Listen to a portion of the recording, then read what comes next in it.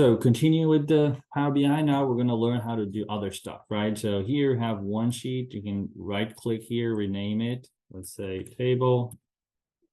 And then we're going to do another sheet here, click next page, right? We can create other charts there. I can just select this and squeeze this into the side and then put the next chart on the side, or I can create it in another table, right? Or I can say, I can create it here. So I'll do both of them and then explain to you guys different. So now we're going to create the line chart. So I click here on the line chart, okay?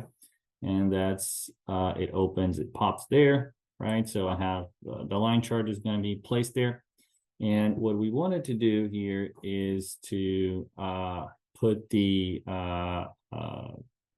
over time, right? How much volume we were shipping over time, okay? So our x-axis will be actually the date. We're going to ship date.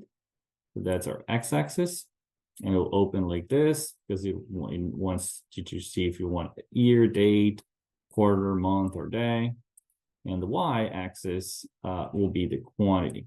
Okay, that's the quantity. That's the quantity, but because we have here all of this year, day, month, quarter is only doing by year. So if I click on a year, it actually do quarters. If I get rid of quarters, then it's month to month, more what we wanted to do, right? So this is a month to month. What is the quantity that they ship in all those records? You can start taking a look and have some analysis of what's going on, right? So you have some peaks and some valleys happening. And you have to question the company why these things are happening, for example, right? And trying to understand why they have these big variations. So it's up to you to start kind of asking the questions and understanding what's going on here. But here I have the 2 years together because I had have data from 2022 and 2023, or 2021 and 2022.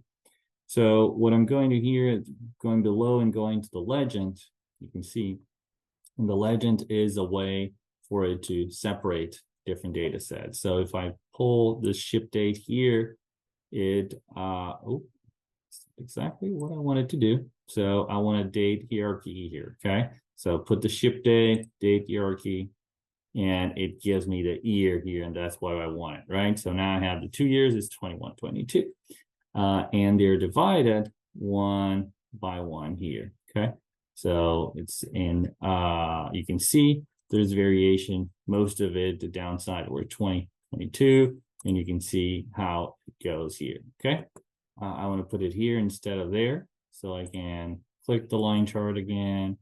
Let's do what we did before. So I'm going to put the ship date, get rid of years and quarters, and then use the quantity as our y, right? So quantity, and use the ship date again as legend with the hierarchy, and we can have the year by year. So one thing it's cool, you can actually click on a data set here and it will change the table on the side. Now on the side is showing all the shipments that were done on that specific month that I'm selecting.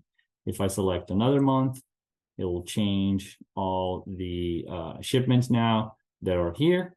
So whenever you're using 2 of those in the same table, now you can see how selecting one will affect the other one inside. And we're going to do a little bit more things here. So let's rename, that's the line chart.